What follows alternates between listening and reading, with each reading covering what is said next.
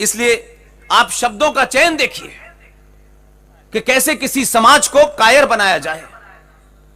इसमें शब्दों की भूमिका होती है, नारों की भूमिका होती है, नैरेटिव की भूमिका होती है। हम 70 साल से एक ही बात सुन रहे हैं, हमें आजादी मिली, हमें आजादी मिली।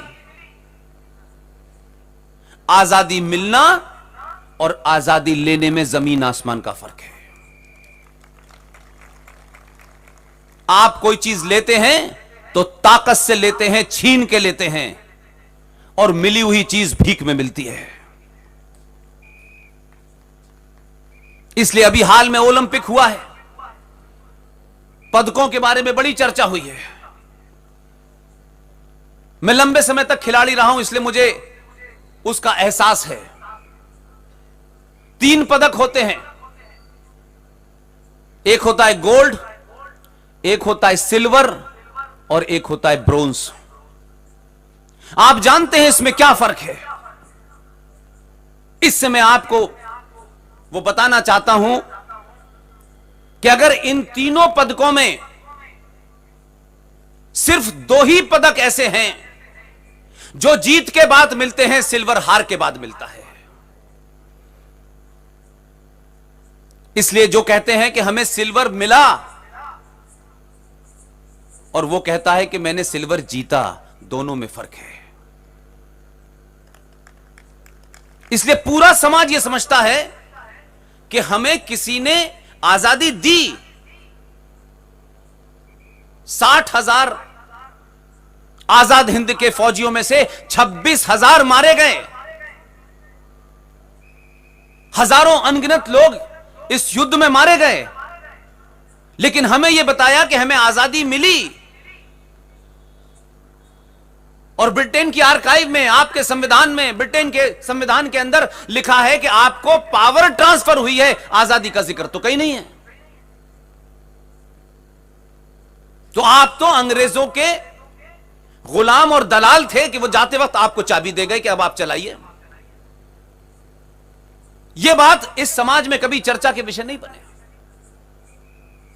भावनात्मक नारे लगा लगा करके पूरे समाज को एक ऐसा बना दिया है कि वो ये समझता है कि मैं कुछ नहीं करूंगा, सब कुछ सरकार करेगी, उसी की जिम्मेदारी है।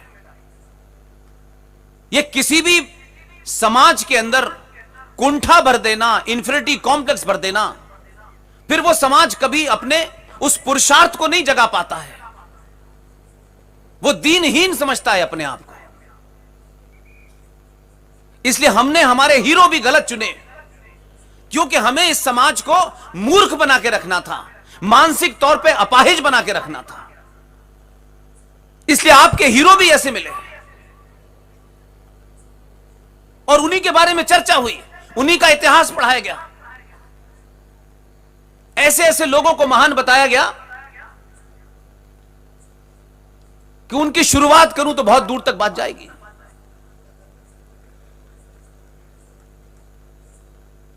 आप जरा सोचिए,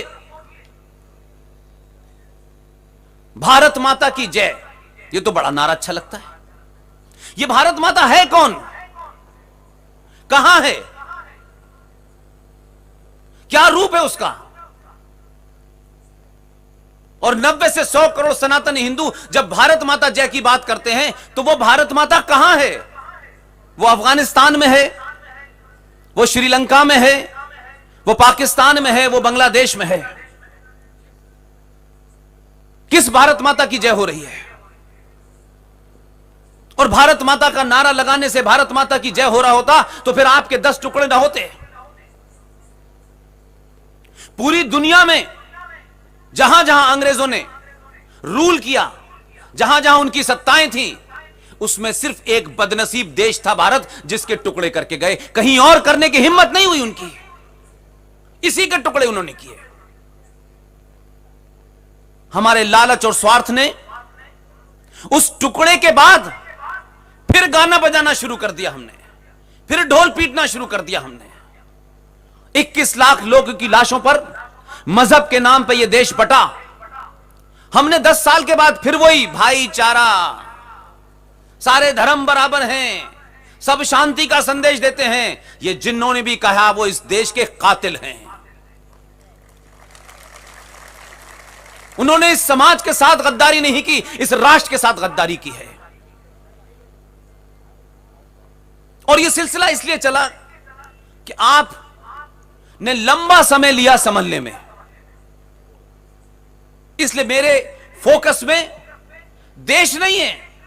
सरकार ने आज ये कैसे कर दिया, सरकार वो नहीं क्यों नहीं कर रही, उसको ये करना चाहिए, ये कानून लाना चाहिए, नहीं।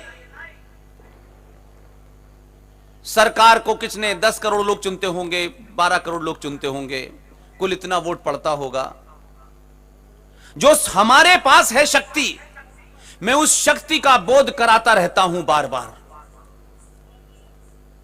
इस देश के 90 से लेके 100 करोड़ के बीच में जितने भी सनातनी हैं, जिस दिन भी 10 करोड़ सनातनी हिंदुओं को अपनी शक्ति का बोध हो गया, मैं मानता हूं सरकार आपकी चौखट पे नाक रगड़ेगी और आपसे कानून की मांग नहीं करेगी, आपके बगैर पूछे कानून बनाएगी। दिल्ली में एक रेप हो गया, कानून बनाइए। पॉपुलेशन कंट्रोल बढ़, कानून बनाइए। बंगाल में लोग मारे जा रहे हैं, कानून बनाइए। यह किसी भी कायर समाज की मानसिकता है कि आप भीख मांगते हैं कानून की। आज ये कानून बनाइए, आज वो कानून बनाइए। कानूनों से दुनिया में देश नहीं चलते। किसी से बड़ी ताकत को देख लीजिए आप। कानून वहीं चलता है जहां समाज सभ्य होता है, जहां आदर्श होता है।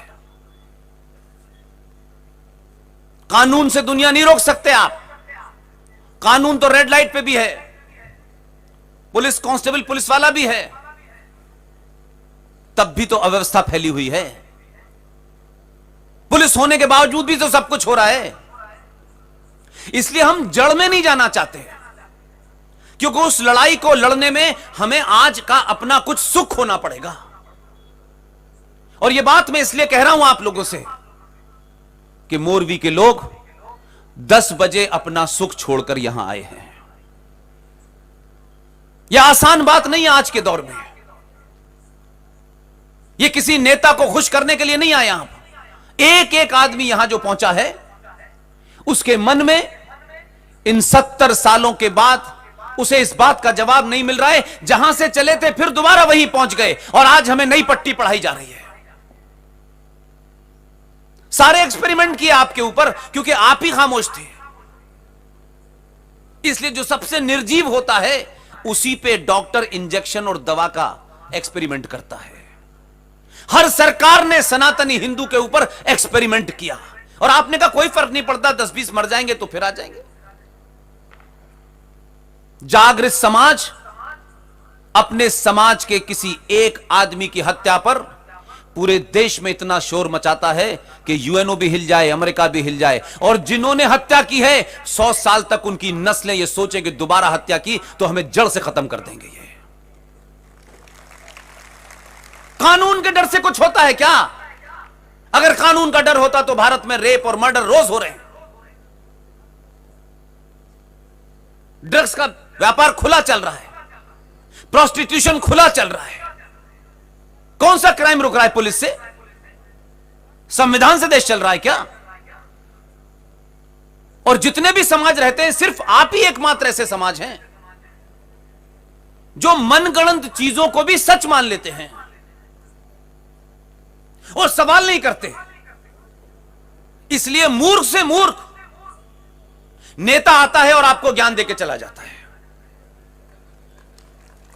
मूर्ख से मूर्ख सामाजिक संगठन के लोग आते हैं और एक नई थ्योरी देके चले जाते हैं।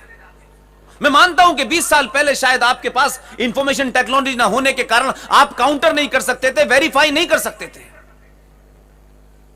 आज आपके हाथ में संचार क्रांति का सबसे ताकतवर हथियार है।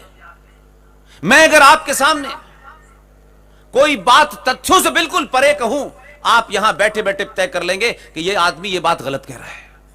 तब भी आप नहीं चैलेंज करते। उसकी वजह क्या है? कि कितना बड़ा नेता यहां खड़ा है, कितना बड़ा सामाजिक संगठन का आदमी यहां खड़ा है, कहीं हमारे सवाल पूछने से नाराज ना हो जाए, और नाराज हो जाएगा तो जो थोड़ा मोड़ हमारा काम होने वाला था वो नहीं होगा। ये लालच जिस दिन निकाल देंगे, कोई यहां खड़े होकर के एक लाइन झूठ नहीं बोल सकता आपके सामने। आप अपनी शक्ति को पहचानिए। दुनिया का पहला देश है ये जहां एक मत के मानने वाले 90 से 100 करोड़ लोग हैं। वो किसी की हत्या करने के लिए इकट्ठे नहीं होते, किसी की गर्दन पे तलवार रख के ये नहीं कहते कि तुम अपने मजहब को बदल के हमारे मजहब में आ जाओ।